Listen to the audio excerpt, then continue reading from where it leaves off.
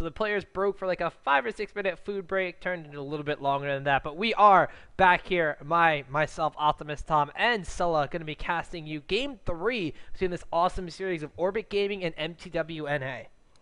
Hey folks, nice to have you with us here. This is game 3 in this best of 3 series. We don't always see the third game, but here we have in this particular match.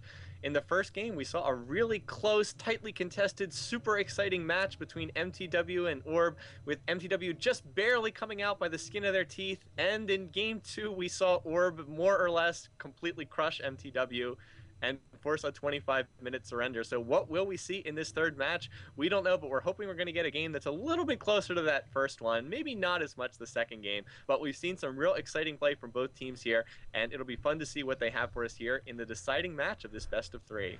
Yep, and Sulla and I, we were discussing during the break here, Nocturne has been on the winning team of both games. What are they going to do with him? And they've banned him out. They, being mTw.NA, who are on the receiving end of a Nocturne thrashing in game number 2, do not want that happening again. So Malphite, Nocturne, and Karthus the bans, and now Ari, Lee Sin, and Urgot being banned out by Orb. Urgot banned out by Orb this time instead. Yeah, I'm a little bit surprised that the Nocturne ban came out. Not that he was banned because he was really dominant in the last game, but that he was banned in particular by mTw this game because they did have first pick. They could have just first picked Nocturne if they really wanted to, but instead it looks like they've wanted to use that first pick on Ezreal. They had a lot of success with Balls playing Ezreal in the first game that we saw. Ezreal was actually banned in game number 2. They were not able to play him. They had to run Corki instead. They were not nearly as successful. So it looks like they decided we're just going to ban Nocturne and then we're going to first pick Ezreal, and that appears to be the strategy that they've gone with here. So we'll see if it proves to be effective for them. And now it's over to Orbit for their own first 2 picks of this particular match. Once again, Alistar has not been banned out, but we're not going to see him being snatched up in the first couple of picks. You saw him taking his pick number 1 in game number 1. It did not work out for Orb. Ever since then, I guess they just haven't decided to pick him up.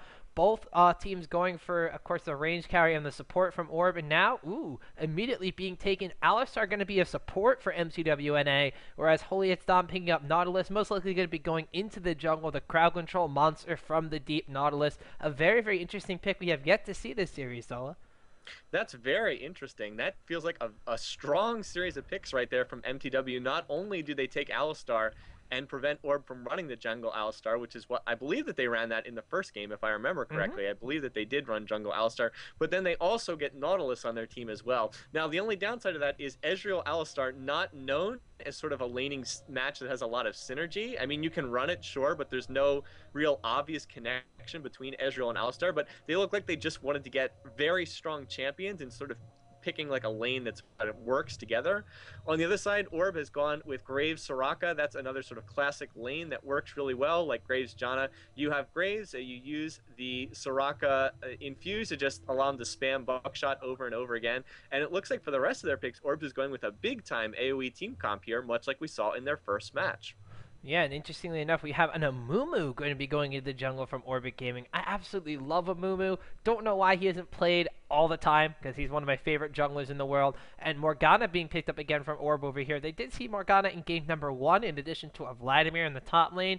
Vladimir, still a viable pick in this matchup. Gonna see if they're going to be going to that one again. And still, that would be ridiculous amounts of AoE. Amumu ultimate, Morgana ultimate, Vladimir ultimate. That's basically, well, if you threw a Galio in there, you'd probably have the unstoppable ultimate team. But still, very, very strong picks coming in here from Orbit so far.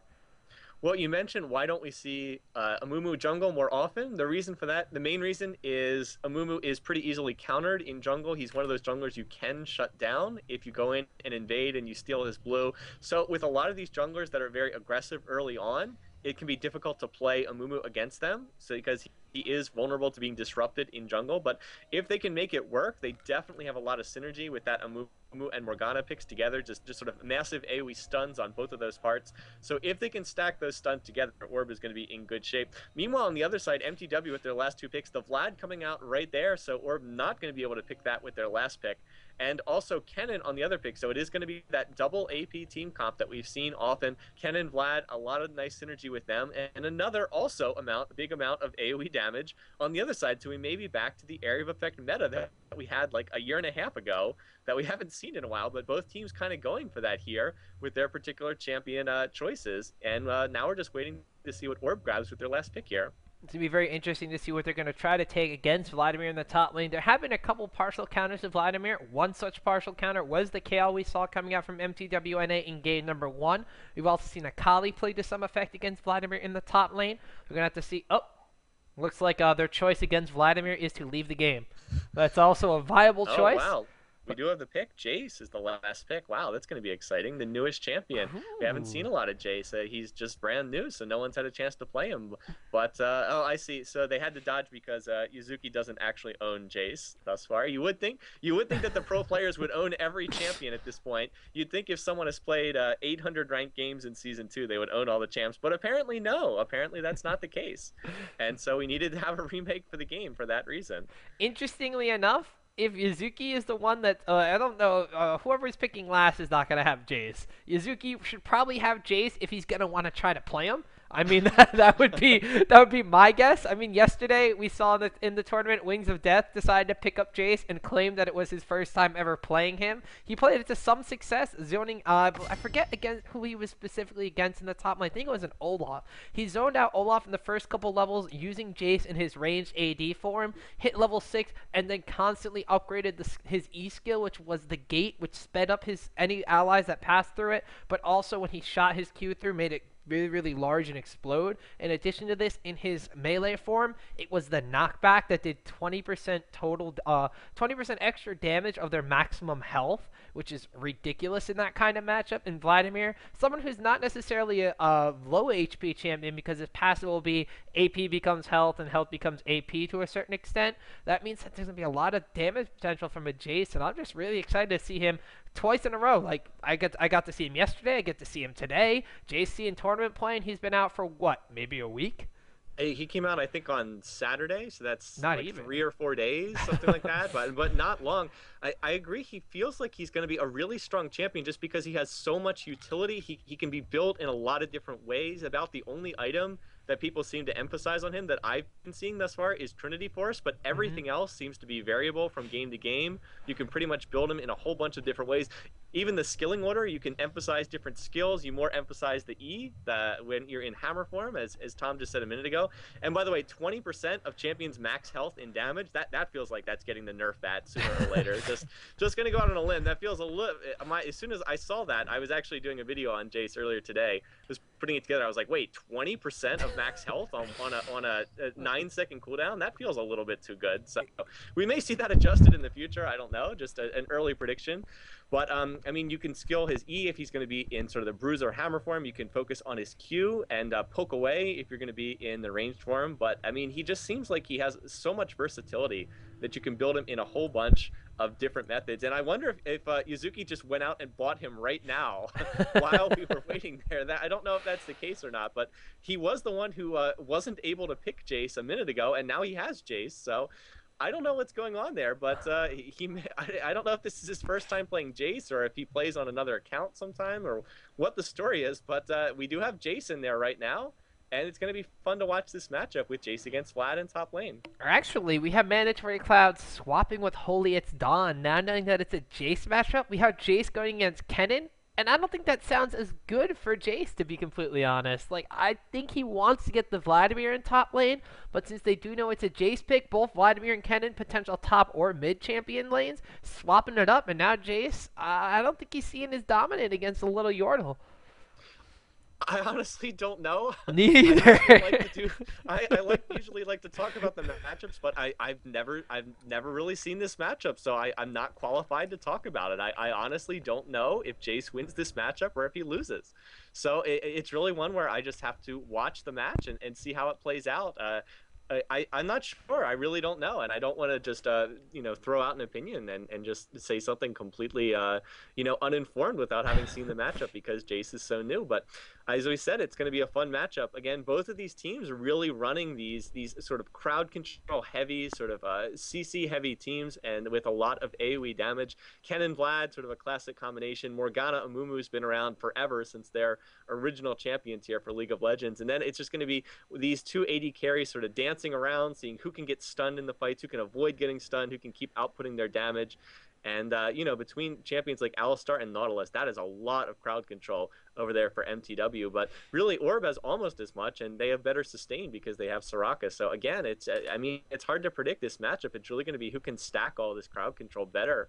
So we should see some monster team fights in this match because both teams are really set up for team fighting. We often don't see that. We see poking teams, we see split pushing teams. These are both very much team fighting teams. So we're going to see some monster fights when these teams actually get together and start brawling for Dragon or Baron later on in this match. It's going to be a very interesting team fight phase indeed. The one thing that has me very interested, though, is the level 4 jungle gang. Now, Amumu, necessarily known for his ultimate, he still does have some powerful ganks with his bandage toss. It is still a stun. It still pulls him close to the enemy and lets him get in there to engage. However, the one thing I'm very excited to see is this Ezreal and Alistar lane. Alistar out of the jungle has been known to have very powerful ganks. In a lane, he still has the same exact skill set with a Nautilus jungle on their team. Now, as you mentioned, mTw.NA has insane amounts of crowd control, and in a level 4 gang, Nautilus being able to dredge line and slow everybody down, Alistar to reposition with a headbutt and a pulverize, and Ezreal to bounce in front or behind and deal all the damage possible.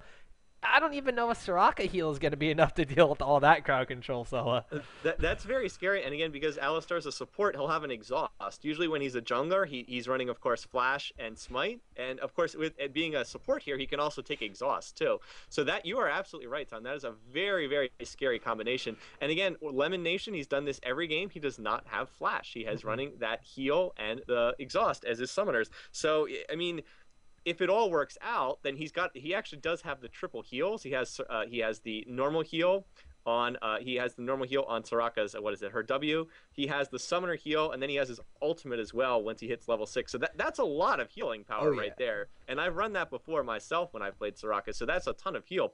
But the downside is there's no flash on Soraka. So if that Nautilus ult is coming out towards Soraka, she's got nowhere to go. She can only try to walk out of it. So I had the feeling Lemon Nation is going to be targeted. That MTW is going to see that there's no flash there, and they are going to try to pick on Lemon Nation. So again, it's going to be up to him being safe and recognizing that the ganks are coming in early enough so that he can walk to safety, because of course he doesn't have that quick escape. But as you said, it's just so much crowd control for MTW. If they can line everything up right, they're going to be in great position to win these fights. But to counter that, if Orbit's able to get a Mumu ult into Morgana ult, I mean, that's a really powerful combination on its own. And then Jace is just the wild card. So we don't know. I mean, we don't know how this is going to play out. So I really want to watch the top lane and see how that winds up running, because, like I said, I haven't seen Jace play very much, and I'm curious to see what Yuzuki does with them. So here we go. Let's get started. All right. Jace is definitely going to be, like you said, a wild card in this matchup. Lanes all over the place,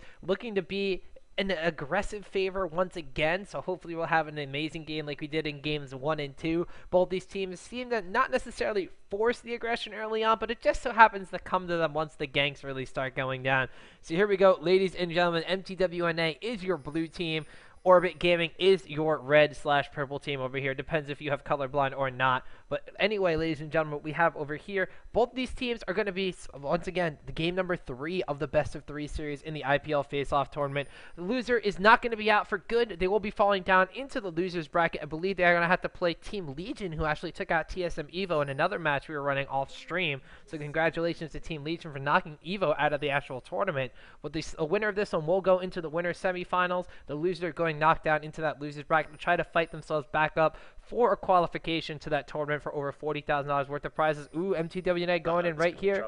Oh, Graves, you gotta get out of there. Don't get dredge line. Don't get dredge line. Actually, Nautilus doesn't even have a level of a skill yet, so he can't get dredge line. So you're gonna be a-okay, just warding up and making sure, you know, feinting some aggression. Sometimes the threat of it is just enough, Sola. I was wondering if Xmithy was just going to go for try for a flash dredge line. Nian would probably have flashed out of that as Graves. He probably would have counter flashed on his own, but I'm a little surprised he didn't, you know, at least make a play for that. So nice Morgana binding as well. As far as the level 1 goes, both teams are pretty good. Orbs is not bad. They do have Morgana, who's always useful in a level 1 fight, and I feel like Jace would not be that bad either. And Mumu could always bandage trust, but he doesn't really want to start with bandage trust.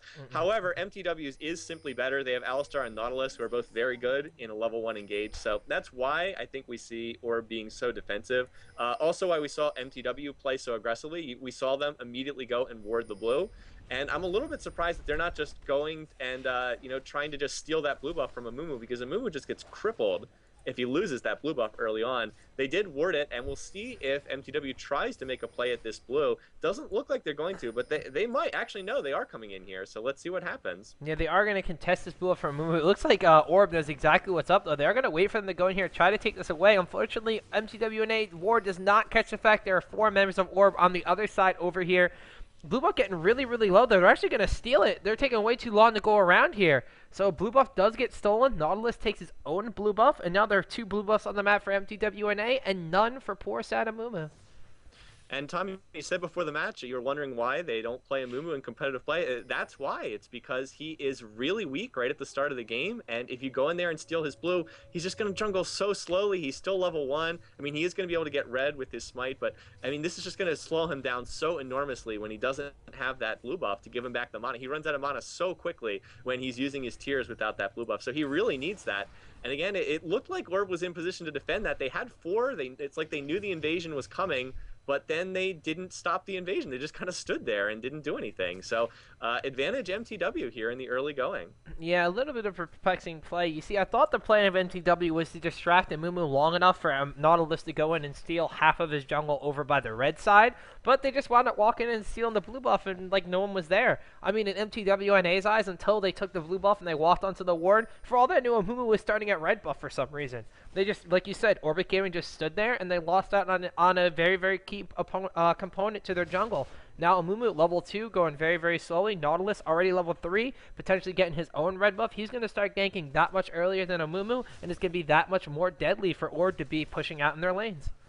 The other thing, Amumu did start with the regrowth pendant, so he's going to have a very fast Philosopher's Stone, but he doesn't have boots, so that means that pretty much tells you, I'm just going to be farming. I'm not going to be ganking, because if you have no boots, you can't gank lanes as a jungler, or it's very difficult to do that. When you have no, let's just check out what is his movement speed. His movement speed is 326. I mean, that's pretty slow.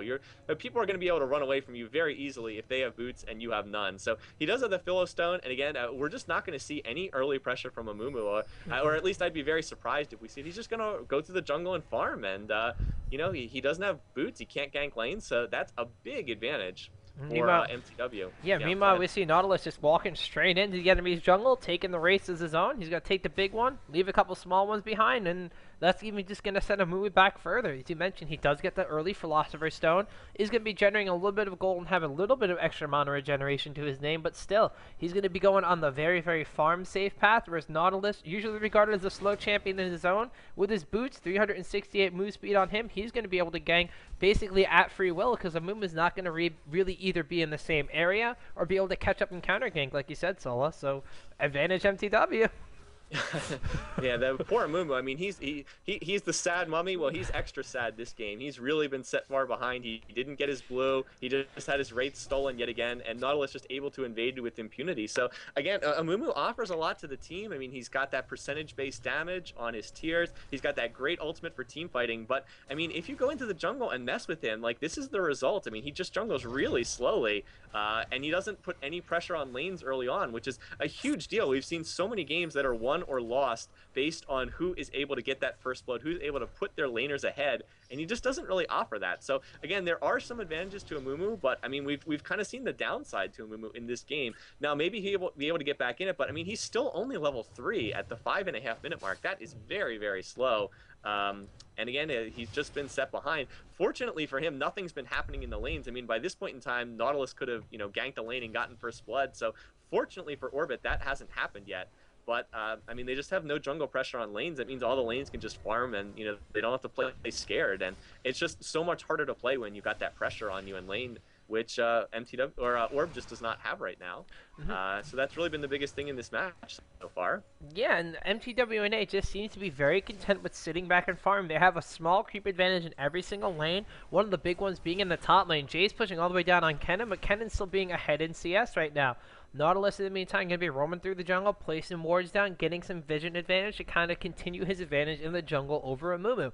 Already still, like you mentioned, a level up on the side Mummy. That means he's going to be in a prime position to gank and just have his way with the lanes. Here comes the first gank of the game, coming down onto Yuzuki up there. Going to speed himself up with that gate. Kennen's coming in already level 6 with an ultimate, though, has to burn a flash. Ultimate traded for flash, not necessarily the worst trade in the world right there. And look at this big old wave that Kennen has for pressure. He's pushed out from under his tower, hasn't used a single health potion. pushing yet, has a decent stock of money in the bank, and that's just going to bring her. Morgana's ganking bot right now. Ooh, do you see let's that? see if she's able to pull this off.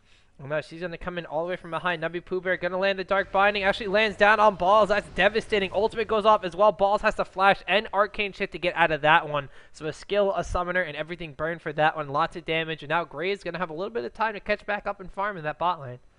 Yeah, that's definitely going to help out bot lane. I mean, it's basically even. It's unfortunate for Orb that they didn't get that kill. That was really nicely played, but the advantage of Ezreal right there, the flash and the Arcane Shift gets him out of trouble. So really nice binding by Nubby Pooh Bear, but just barely able to escape. Up in top lane, we saw the advantage of Kennen putting on that deny. He hit level 6 first. They were right there to try to get the kill. It was very nicely played by Yuzuki to dodge that. If he had died there, he would have missed out on about 15 minions, and he would have missed a full level of experience, and he would have been super duper behind. So the fact that he didn't die there was really crucial. It keeps that top lane even, or basically even. I mean, Kennen is a little bit ahead, but it keeps the lane relatively even instead of Jace being incredibly far behind. So that's a big play. And it looks like they haven't given up on this. Nautilus has hit 6, and Kennen's ult's going to be back up. They're likely going to use both of those ults together in top lane and see if they can get the kill and snowball this top lane ahead. So we got to keep an eye on that. Lane gank coming through from Nautilus. Jace has no idea that he's over here in this brush. We did see actually Morgana taking the blue buff from Amumu, so Amumu's still a little bit behind in this jungle. Not yet level 6. Is probably going to hit it after that red buff there. But once again, Yuzuki pushing out, doing what he does as Jace. He's in that range form right now. If these minions push through and he decides to stick around, Nautilus, there was a depth charge. Kennen lunged in with the lightning rush. Ultimate, is it going to go off? Ooh, actually stunning him first. Then the ultimate goes off. Tagged with the staggering blow on top of all this. That is just too much crowd control for poor Jace to do anything with. And Jace going to explode on himself right there as Kennen picks up first blood.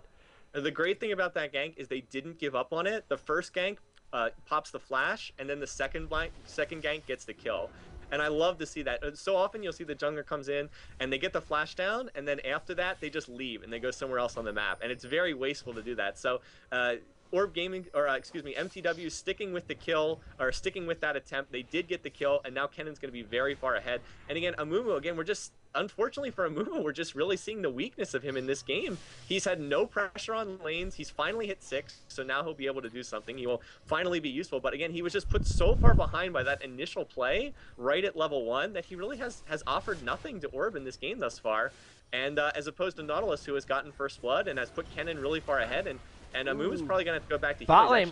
I'll say bot lane. We have a lot of aggression. Alistar going in with a headbutt, pulverized Graves, actually going in with a smoke screen, but Ezreal's ultimate dealing a lot of damage. Straka Banana is taking away at Ezreal's health. Our Dolls and Daydreaming going to catch up to Ornane. He's going to be very, very dangerously low here. Actually, they're going to decide to reverse in that one because Morgana is going to be coming in for the mid lane too, Sola. So gank in top 2. Oh my gosh. Oh, Jason. wow.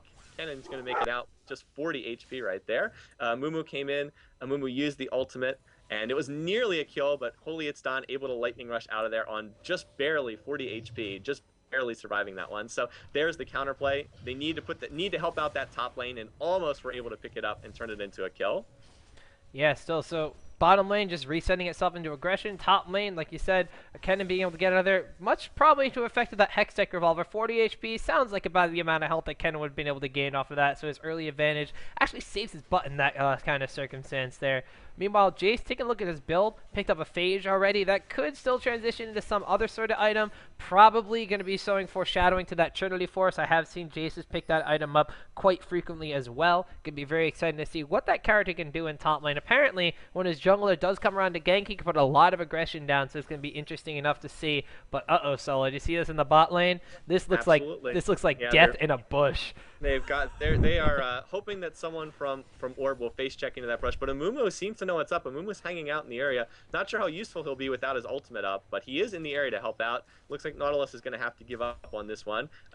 Orb was not biting on that one. They were not willing to face check into that. They did have a ward back there, so I think that ward spotted Nautilus when he headed into that brush, so it looked like they knew what was up, and they're able to stay safe. So if you're wondering why supports often ward the side brushes there, it's to defend against lane ganks like that one, and looks like that one worked out okay. Kept Orb Gaming safe. Yeah, indeed. So denying of the gank down there, that means that Nautilus is going to have to go back. Actually, potentially coming in for another one here. That ward is still up, though, so they're going to know when Nautilus does actually poke his head. Headbutt Pulverize going down from Daydreaming on the Lemon Nation. Now Straka's going to burn the heal on herself. Graves is here, but Morgana's coming from the mid lane as well. Pops the ultimate, but a flash out of the way. No one's going to get tagged with that. Daydreaming pops the ultimate to save himself.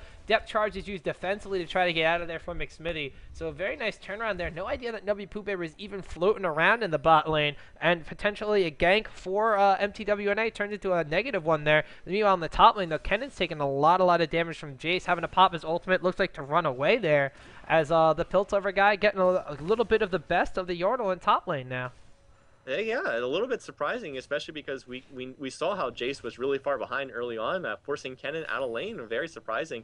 Down there in bottom lane, really nice play by the people on mTw to get out of that Morgana ultimate. We saw the Ezreal blink that immediately got out of that. A great use of the Alistar ult by Daydreaming. He would have died there, but he uses the Alistar ult to break the crowd control, gets out of that, and everybody ends up surviving. We keep having these near kills everywhere on the map, and everyone keeps surviving. About the only thing I can say that really came out of that was Vlad has stayed mid, mandatory cloud. We've seen this playstyle from him in the other games in this series. He likes to stay mid. He doesn't like to gank that much. Nubby Pooh Bear tends to roam a little bit more. So he just stayed mid and he kept farming, and now he's 30 minion kills ahead. And he's just been farming away. And so that's part of where that gold lead comes from for mTw thus far. Again, ganking's great, but if you don't get the kill and the other AP just stays mid and farms, then they come out ahead in that case. And so far that's been the case because Morgana has not gotten a kill when she's gone out roaming. Yeah, she's popped her ultimate twice. Unfortunately, have net no kills or assists for that one, so a little bit behind that mid lane. On top of this, Vladimir continuously pushing forward, stealing rates from the enemy jungle, taking his own jungler's rates, potentially wanting to go over there and take wolves on top of this. Vladimir just wants all the CS in the game, but like you said, being very good, very farmed ahead. 94 CS on Morgana to 127 from Vladimir in that mid lane. Ooh, Jace getting aggressive on top lane against Kenny here, going through his own gate to speed himself up, then leaping on top of the Yolo, dealing a decent chunk of damage here. Kenny with 2 stacks of that Mark of the Storm on him, though. Jace backs off until those do go away. Then switching into his range form, just going to sit back here and farm up a little bit. Kind of interesting mechanic because it lets Jace be aggressive, but then at the same time just fall back and passively farm. It's not doing the best of work, though, as Kennen is 98 CS to his 70 in this top lane. Right, but that's largely because he got set back early on. The fact, I mean, he's pretty much been keeping it at about 25 minion kills for a little while now, which means he's doing a good job. If you're going even with farm after you got set behind, that means that you're doing a pretty good job. So anyway, Nautilus ult is up. Actually, everybody's ult appear to be up on each side. Nautilus ult is up, Amumu ult is up, so we'll see where the fight comes in. It looks like it's going to be bottom, potentially. Yep. You see the initiation right there. We did have Alistar going in with a Pulverize and potentially a headbutt there, and Nautilus now coming in from the other side. Looks like a tower dive. Shock got really low there from Ezreal, just dealing damage, and Smitty's going to be able to tower dive and pick up a kill. Nubby Pooh Bear and High coming in from the mid and jungle. Alistar, you can't headbutt a spell shield there. That's a little silly. Morgana getting in between everybody. Looks like Gray's going to take a little bit of damage from Nautilus, but now Vladimir's here. Amumu ultimate pops. Grays will take down Nautilus. That is just setting everyone up for a Hemo Plague there. Gray's really low, will not die. Black Shield keeping him alive through the Vladimir ultimate, so a very nice save there from Morgana. Wow, what a Black Shield. That was so well done by Nubby Pooh Bear. Just completely saving Graves.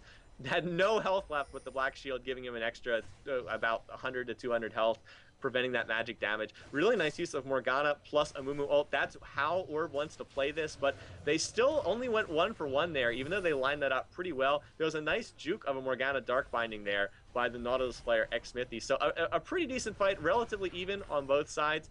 Orb was able to prevent that from being any worse, but I feel like they have to be a little bit disappointed they didn't get 2 kills out of that, because they got exactly the setup they wanted. Morgana ult into a Mumu ult with people stunned right up against the wall, and they're only able to get the 1 kill out of that. Still, if they can recover and take Dragon here, they'd be very happy with that. So we'll see if they can do that. But for now, it's a 2,000 gold lead for mTw. Modest lead, but they do have the lead right now, and we'll see if they're able to keep it.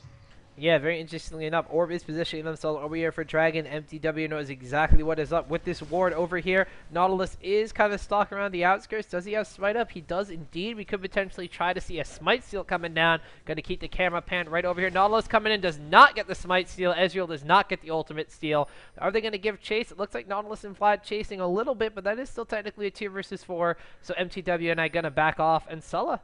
Orb takes a Dragon and pulling themselves back into the goal with this one. Just less than 1,000 gold separating these teams now. Just what we said. What they needed to do in the aftermath of that fight was they needed to take that Dragon, just because, as you said, we'll pull them back to within 1,000 gold. Basically, tighten this matchup, make it really close again. and that's what they're able to do. Nautilus ult was just barely on cooldown. I was keeping an eye on it. It just came off cooldown right when Orb got back to the safety of their tower, so was not able to initiate with that. I feel like if the Nautilus ult had been up, they would have gone for that fight and tried to fight there at the end, but weren't able to do so. And so we see a clean disengage instead for Orb, and they've, like we said, they've really pulled it right back to even in this match. So it's really anyone's game at this point. And the good news for Orb is that Amumu, who was so weak early on, has now gotten past that early stage. He's got his double gold pretends. He finally has boots too, so it means his ganks are going to be more effective. He's got his ult back off of cooldown again. So Amumu is finally starting to come into his own after a very rocky early game. So Orb has to be pretty happy that they've survived the first 17 minutes of this game with Amumu basically giving them nothing up to this point in time. He's had one ult thus far down in bottom lane. He's done nothing else. So they have to be happy that after being so weak that they've been able to sort of survive these early levels, and now they can get closer into that team fighting phase where their Morgana and Amumu ults are going to be very effective. Now it's actually panning up towards the top of bottom lane, though. We have actually Graves getting hit against the tower there from the Alistar, getting very, very low. Soraka with the heal is not going to be enough. Ezreal finishing off in style with an ultimate there as Nine will actually pick a fight he can't win, and Balls coming out ahead with a kill there. Very interesting enough, I keep panning back to Jace, trying to see what he's building. A lot of these top champions will build some sort of Doran's item or GP10 item or something to try to catapult them into a lead. Every single Jace player I've seen will go straight Trinity Force like this. I don't know why. Well, it just seems to be the key item on him as far as we can tell. I've seen some people try out. I mean, I haven't seen a lot of Jace, but I've seen people try out the double gold pretend. It doesn't seem to be as effective on Jace, the Philosopher's Stone. And actually we have a fight going on. Yeah, mid lane we have a Morgana ultimate going off against Vladimir. He is going to pull under. Amumu is here, though, to follow us with his ultimate. Nautilus comes in from the jungle. Depth charge going off on Morgana. She's going to be about half health. Mandatory Cloud is very, very low. Ooh, Bandage Shosh will snipe a kill there. Very nice player from Orbit Gaming. I don't exactly know why Vladimir was that far into the tower. I think he was just farming against it. And then all of a sudden Amumu and a Morgana show up, and he's in a heck of a bad place there. It's a very nice pickup there from Orbit Gaming. Now transitioning to get Morgana her blue buff once again. She's got to be a little bit happy now. She's got no kills to her name, but 2 assists. She's still down by about 40 CS, but she has a Zanya's Hourglass, and that on cooldown, that's probably what kind of messed Vladimir up in that dive. Right, mTw.NA, he did use the Zanyas in that last fight. We saw it. I believe that what Mandatory Cloud was going for, I believe that he was trying to prevent Morgana from going and getting her blue. I think that's why he was over there. I didn't see quite the start to that fight either, but we have an initiation in bottom. Let's keep an eye on that. Headbutt and then a pulverized delay there, catching Graves and Soraka. Ultimate goes off. She's blurred the Astral Blessing on herself, but now Ball's getting extremely low. Graves is dealing a crap load of damage right there, and it looks like Alistar's going to zone him out, and nothing is going to come of that one. Graves coming back with a vengeance after being killed, wants to pick up a kill on the enemy range carry there, Sola. Well, what happened there was Lemon Nation, the Soraka support, got a really, really good exhaust on Balls, the Ezreal player, and as soon as that exhaust hit, all his damage was just cut to nothing for a couple seconds. And initially, Balls was focusing on Soraka, but then she just healed herself, got the big armor boost, and then they were in the unfortunate position of focusing on Soraka while Graves was DPSing, and so they just had to break off the fight because they weren't going to be able to kill Soraka. Poor Amumu over here gets the Vladimir ultimate and then decides to go back in as Jace comes in here. Kennen is here though as well. nTw.NA coming in from mid lane. Vladimir will take down Jace, but Morgana is going to take Vladimir and the red buff he stole from her poor little mummy. High's getting very low, but goes back in with a bandage toss. Holy It's Dawn is going to die to the Morgana pool. So 2 kills being picked up there by nTw.NA as a little bit of a failed jungle invade from mTw.NA, and they've actually let Orbit even up the kills. They're still a little bit ahead in gold over here. One of the towers on their side to no towers for Orbit Gaming is, of course, helping them with that one. But mTw.NA, they're starting to let this one slip away again, Sola.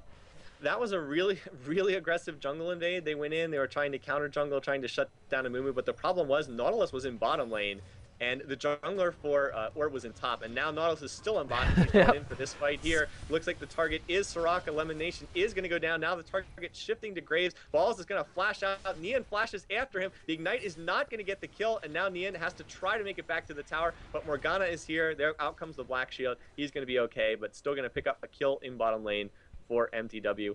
In the fight before, again, just to get back to that point, it was a jungle invade, but mTw only had 2 up there in the jungle. Meanwhile, there were 3 members of Orb up there. Morgana came up from middle lane, and so it was a 3v2 in favor of Orb, and that's a pretty easy win for them, so they're able to go 2 for 1 in that last fight.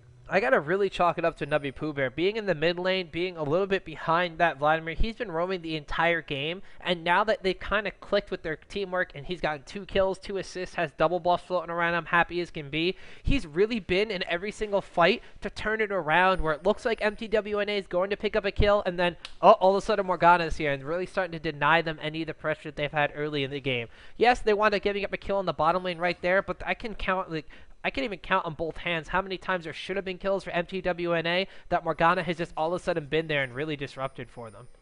That's a really good point. Absolutely, I agree. As we see a dragon getting started here by Orb, we'll see if mTw comes to contest that. If they do, I will stop talking. As you mentioned, Tom, Morgana really has been roaming and has made some great plays 2-0-2, and I think that it was the right decision to roam because, let's face it, Orb needed that help. Otherwise, bottom and top would have been in much more trouble than they are right now. But again, I mean, there is something to just staying in lane and farming. Keep in mind that Mandatory Cloud has not been roaming. He's 1-2. But if you look at where he is in terms of creep score, he's almost 50 CS ahead. And in fact, in terms of gold, he actually has more gold. So, I mean, you might think, wait, 202 has less gold than 1-2, but yeah, that's because Vlad has just been farming. So it's interesting to see that just the 2 different approaches to playing AP mid here. One person roaming a lot, trying to help out the team. One person just saying, I'm going to stay mid, I'm going to farm. Notice that Vlad got the tower in mid as well. That's why that middle tower is down, because Vlad has just stayed there and kept pushing it. So again, 2 different approaches. I think they both worked relatively well, but it's just interesting to see 2 different players playing this in a very different style, and it seems to be working for both of them. Yeah, that's just why there's so many different champions and so many different ways you could play each and every single role. The same thing in the top lane here. We have Jace going with his different kind of hybrid bruiser, range carry, going for a Trinity Force first kind of build, whereas Kennen building a little bit more for the team. He has actually picked up his Will of the Ancients in addition to his Abyssal Scepter. That's going to pair very, very well with Vladimir and his own Will of the Ancients and all the AP damage there. I'm going to shut up about that, though, because bot lane we have a little bit of aggression coming in here. Amumu potentially going to banish us in on somebody. Nope, the threat of it is just enough to push off Ezreal and Alistar from their bottom tower, wishing ever so much this was Defense of the Ancients Orb. You cannot deny that tower from them, so they are eventually going to push down and take it down, but uh-oh, Smithy and Holy It's Dawn coming from behind onto Morgana. Ooh, the spell immune from the shield will not want to get in the dredge line down. Zanya's Hourglass on depth charge is brilliant right there. She still has 2 stacks at the Mark of the Storm, though. Amumu and Gray is going to come from the side, though. Halt any aggression there, so what was that? That was, what? 1 ultimate and a couple summoner spells that were burned there. Yeah, and that Zanya's Hourglass was amazing, but now we've got a huge fight over this blue buff. Ooh, there goes the Vladimir ultimate, Kennen ultimate. Look at the AoE. Amumu ultimate coming out a little bit late there. Vladimir immediately takes down Graze. Following that, Kennen will take down the Amumu, and then Alistar picking up a kill on Soraka in addition to Ezreal finishing off Morgana. So they do continue pushing the issue of that fight from mid, continuing it, meeting up with the bottom lane that did eventually take down that tower. They net 4 kills. They lose 0. Jace is the only one left alive right here, and to be completely honest, I don't even think mTw.NA knows what he does at this point, and they're just not going to be afraid and continue pushing down this bot tower. Wow, that was why they picked Kennen and Vlad, that fight right there. They got the AoE setup that they wanted. They were just able to burst down 4 members of the team, and you see just what a huge play this is turning into. It's going to be 2 towers and the bottom inhib. That is, oh wow, are they not going to get this? Oh wow, the minions are just going to finish it off. They needed to get 1 more auto attack on that. You don't want to leave it for the minions. I know they have to clear out because they're going to be chased, but you don't want to leave it quite that close. But so that's going to turn into just a gigantic play. All of a sudden, our game was super close. Now it's up to a 6,000 gold lead. Can they get the blue buff here? Yuzuki is in chase. Looks like they're not going to get the blue. Wow, Daydreaming going back in with the headbutt, and he's actually going to get slowed. The Bandage Toss will miss. Daydreaming, I don't think is going to make his way out of here. No, he is going to fall. So a little bit of a misplay there at the end of that, and mTw or Orb is going to hold on to their blue buff here, and it looks like Orb, they may go straight for Baron off this because they are all full health, and everybody on mTw is pretty chunked from that last fight. Let's see what they choose to do here. I mean, they have the ward coverage. They are going to see the mTw.NA no wards whatsoever. Throck with the Oracle's Elixir doing a great job of keeping that space clear. Xpidi and Holy It's Dawn walking into dangerous really territory. dangerous. Ezreal going to be caught from behind, as well as Vladimir onto balls. Has to arcane shift right away. The slow from Jace coming out. Dark Binding actually misses right there as Ezreal kind of back back scoots a little bit while he's shooting there. He is going to get chased down by Graves. Now Mandatory Cloud in the middle of everything. Morgana ultimate goes down. Kennen ultimate goes down. Tags the damage on Jace. He will flash over the wall and be safe. Kennen's ultimate making him going very, very low. Graves will come back in and snipe the kill down on the Vladimir. Amumu finishes off Kennen, who was very low. Jace will get taken down by Ezreal, who's still flitting around the outskirts of that fight. And Alistar not being in the fight at all means there's no support, there's no extra stun, and all the champions from mTw.NA that, like you said, were low and squishy wind up dying after that prolonged engagement. You know, even though MTW lost that, fight, it was 2-1 in favor of Orb. That's still not that bad. That looked like complete and utter disaster. It looked like they were going to lose four or five members of their team, maybe give up a Baron. The fact that they're able to disengage from that, only losing 2 people, 1 for 2, that's a pretty good result for them, because they were so badly out of position. They were low from the previous push. They had not had a chance to go back to heal and buy. So they have to be pretty happy with that. They did not lose Baron, and they managed to go 1 for 2. Like I said, that's a good result for them. And again, Orb, excuse me, is going to have to defend this bottom lane. You can see just how hard the minions are pushing in bot and in top lane too. And it looks like MTW is going to make a play for Baron while Orb has to defend their base. Yeah, very, very wise of them. They had the minions to push into the tower, so even though, like you said, the play didn't work out gravely and a great mistake for them, but it did work out not in their favor. Although Orb was too low to contest this Baron buff, everybody's going to be able to go back and heal up. Taking a lot of damage from this Baron, though. They are going to have to disengage on this one. But Sulla, you mentioned this Baron buff area is going to be the next big point of contention. Much like game number 1, we're going to see if mTw.NA can play this one properly, and if they're going to be able to snowball this advantage into potentially a win. Or is Orbit Gaming going to contest the Baron, maybe perhaps steal it and catch all of mTw.NA out of position with their pants down and prolong this game into another kind of base race situation? Well, Orb has to hope that MTW messes this up. MTW was right to break off. They were taking too much damage from Baron. But the fact that it's the bottom inhib that's down is what really hurts them. That's the lane you don't want to lose. I mean, you don't want to lose any of them. But it's the lane that's furthest away from Baron. They have to have somebody back here, or they're going to start to lose their Nexus towers. So MTW is just going to keep baiting this Baron over and over again while that inhib is down, and just try to force a fight where they have numbers, because someone from Orb is going to have to keep defending that bottom lane. But by the same token, if MTW messes this up, they're going to be in all kinds of trouble, like this. Like the Amumu ultimate over the wall, grabbing onto that Alistar, taking a kill on the Kennen, taking a kill on the Alistar. All the ultimates are going off at once. Teemo play does wind up landing. Amumu getting very low. On top of this, there's going to be a kill on Soraka as well. Ezreal will next to kill on Amumu, by the way. Jace is going to be taking a lot of damage. Ezreal will finish off Graves in this engagement. It is currently a 3 for 2 in favor of mTw.NA. Are they going to chase down Jace and Morgana? No, they're just going to be content to push this lane a little bit more.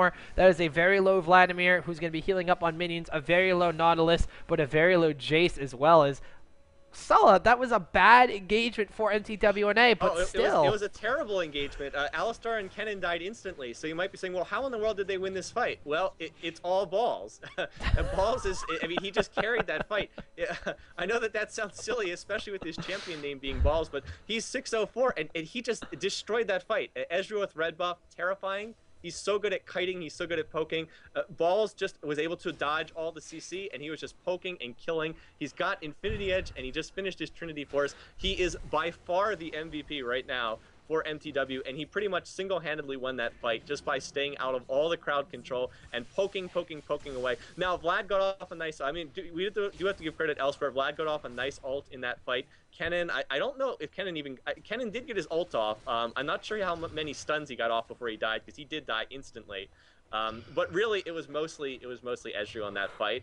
He picked up red buff, and Ezreal is really scary with red. But that means that we're going to have a reset here, and we're going to do it again, because nobody really got that big of an advantage off of that. So we're just going to reset, and we're going to do it all over again. And the inhib actually has respawned in bottom lane, so that's a big help for Orbit. And now they're going to be, okay, well, does anybody from Orbit go back and try to defend against this? There is still super minions pushing down onto the inhibitor. Ezreal, in the meantime, decides that he's going to go solo Dragon, heal himself back up, because he's not going to be taking a lot of damage, as he does have, well, he doesn't actually have that much lifesteal. He has a Vampiric Scepter and a Dorian's Blade, so just the testament of how much damage he can output is how much lifesteal he's getting back in that one. So he gets the Dragon over there. We saw Nautilus get caught a little out of position by Baron over here. They do know that. Orbit Gaming still has a ward over there. Super minions pushing down on the inhibitor, but Morgana's going to be able to go back there and defend it. So now Orbit Gaming feeling a little bit safer in their decision making in this next coming team fight extravaganza, wherever it may go down. But still, mTw.NA, about a 7k gold advantage right now, 13 kills to 9. They have 5 towers making up a huge chunk of change differential, in addition to just the farm they have in all of their lanes. Still kind of in control of the ebb and flow of this game, but one thing you have to remember, Jace has a gate which he can put down for his team, and it acts as like a mini Shirelia's referee. So they still have engaging and disengaging. They don't have any Shirelias on their team yet, probably because of this one. However, mTw.NA with double Shirelias, they can still kind of control the ebb and flow of team fights here. Oh, they're baiting this fight, and here we go. Here's the initiation from mTw. Morgana does pop the ultimate and the black shield off. Vladimir kind of baited out, just stood there. I don't know what's going on. Vladimir's not doing anything. He's super low, has to pull out of the way. Zanya's Hourglass goes off from Morgana. Now Ball's taking a lot of damage in the thick of things. Nubby Poover will fall down to Holy It's Dawn, though. Jace will pick up a kill on Ezreal there. Vladimir, just on the outskirts of everything, is going to wind up dying there to Graze. Alistar's caught in between everybody else. A double kill goes off for Graze right there. Kennen is being chased down by that side Mummy, crying tears of perhaps joy at this point, as Orb Gaming gets the engage that they need to. 4 members of them are still up. 3 members of mTw.NA are down, and this could be a Baron attempt or a backdoor. Yeah, well, that's really all that Kennen and Nautilus can do. Is they know that Orb's going to get Baron off this. There's nothing they can do to stop that. They're going to try to get something out of this. They're going to try to get this inhibitor. We see Jace coming out to try to stop them. We'll see if he's able to. The inhib, I think, is going to go down. Let's see if he can manage to kill anyone. Kennen is so low. Kennen will fall. Now, can he get Nautilus as well? Nautilus does have the Oracle. Don't want to lose that. But Jace is in chase, and he is continuously popping his ult for that movement speed. Oh, now he's going to burn the ultimate, and he's going to dredge line away. I still don't know if he's going to make it out of here, Tom. I think that he's going to manage to chase this down. He's got the red buff. Oh, no, not going to go for it. Yuzuki turns and runs back, but still a great result for Orb. They managed to take the Baron. They did lose their inhibitor in bottom lane, but they've got that Baron buff now. That's what they wanted. And in that last fight, again, we talked about what a great job Balls did in the previous fight. Well, he got caught right in the middle of the team, and he got burst down pretty quickly. And you saw how much worse off that team fight went when Ezreal wasn't just sitting back poking away like he did in the previous fight. Yeah, interestingly enough, I'm glad to see Mandatory Cloud is moving now. No ultimate put down by Vladimir, no spells cast at all. He popped the pool when he was extremely low. He ate a Dark Binding, which signals the initiation from Orbit Gaming. Don't exactly know what happened to him in that fight. There was no DPS from him, so that, of course, helped Orbit Gaming a lot right there. I don't know. He did get blown up pretty quickly, though, so that could have actually just been the focus fire before him actually being able to do anything, too. But regardless, good positioning, good initiation, and everything Orbit needed. They're still down in kills. Slight disadvantage in gold, but at this point, it's pretty much negligible. Only about 2,000 gold disadvantage. They are still, however, severely down in towers. mTw.NA did manage to pick up that inhibitor on the bottom lane, which will push that lane constantly with the super minions in their favor, and could, of course, make them go for perhaps push towards the middle lane, apply pressure to top lane, and just have that naturally pushing lane completely on the opposite side of the map. Yeah, the sad thing about this is we're probably not going to see much fighting while Orbit has that Baron, because Orbit is going to have to push out these lanes because, as you mentioned, they've got so many towers down. They're missing 6 towers. But on the other side, mTw is not going to want to fight while Orbit has the Baron. So we're likely going to see Orbit just farming these lanes and trying to push them out while mTw just refuses to engage, because they're not going to want to fight while Orbit has that Baron. So we probably are not going to see a whole lot for the next 2 to 3 minutes. Well, we might see a fight over this middle tower, I guess. We could see that, but mTw really is not looking to fight right now. They just lost the last 2 team fights, and Orbit right now has Baron, so it's not a good time for them to be fighting. No, not at all. They're actually going to be going around with the Orgs Lister, clearing out wards. Interestingly enough, Orbit is not going to be going for towers. They are going to be going for pressure on the enemy team, going around this jungle. They potentially just want to make mTw.NA back off entirely so they can just push towers at free will without fear of any sort of counterattack. Technically, they are still behind in gold, so they don't want to be too cocky with anything. They just want to play it safe and make sure that they are going to be able to get ahead. Morgana, interestingly enough, she was the only one to die in that team fight, or was she the only one to die in that team fight? I'm just taking a look at the Baron buffs. One of them died. Yes, you're right. So Morgana does not have the Baron buff. Ooh, actually, Lemon Nation getting caught at a recall here. Dredgeline goes down. mTw.NA getting aggressive on the Baron buffed enemy here. Mandatory Cloud pops the ultimate and will get the kill. And Kennen ultimate tags a stun on both Jace and Morgana. Alistar with a pulverize is going to secure a kill on Morgana for Kennen. Now Yuzuki getting bursted down under his own tower. Omumu ultimate goes off. I hear a bunch of abilities and items being popped. mTw.NA taken out for 5 members of Orbit Gaming with the Baron buff.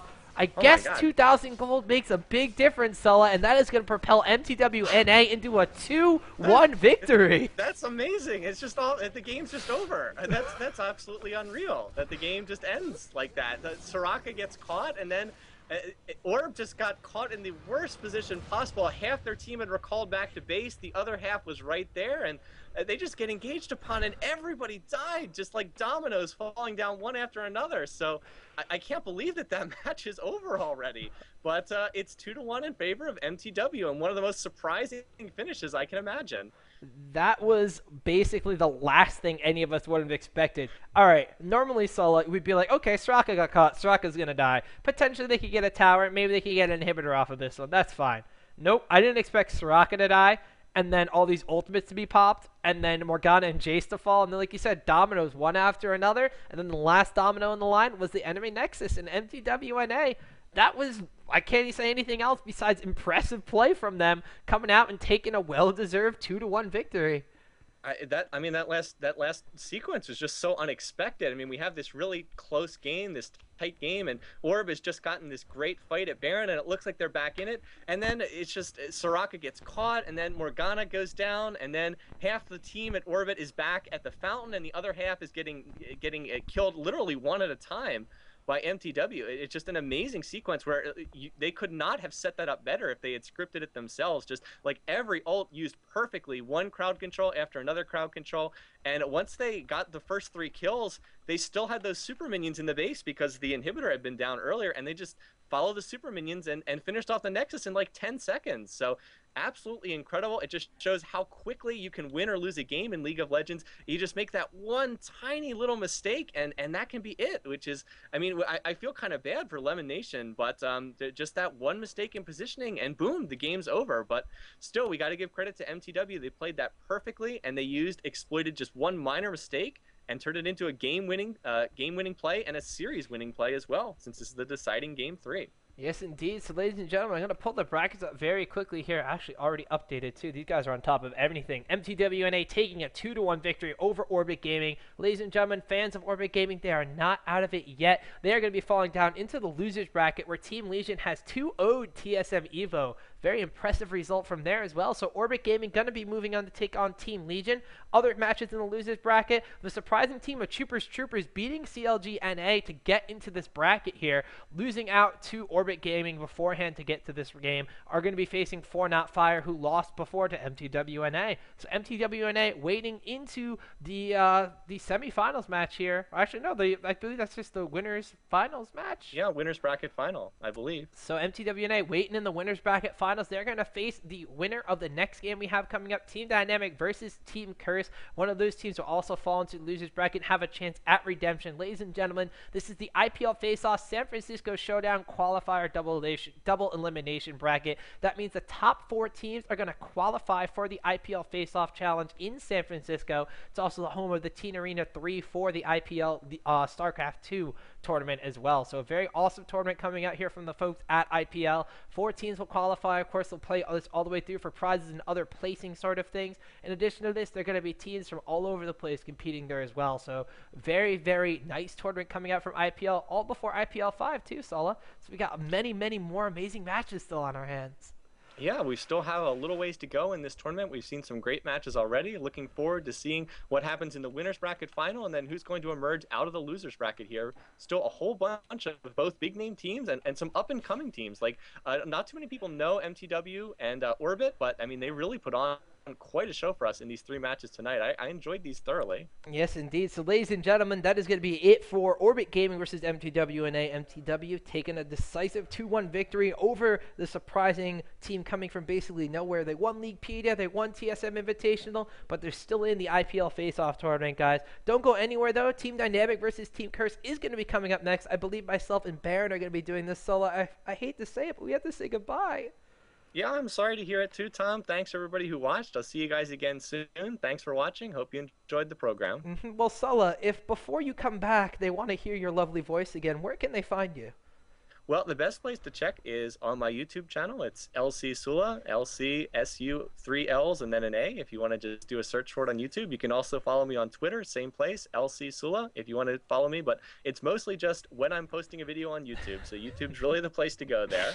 All right, so ladies and gentlemen, we're going to take a quick commercial break. We'll be jumping into the lobby between Curse and Team Dynamic in just a second. So stay tuned, guys. We got more awesome IPL League of Legends action heading your way after this.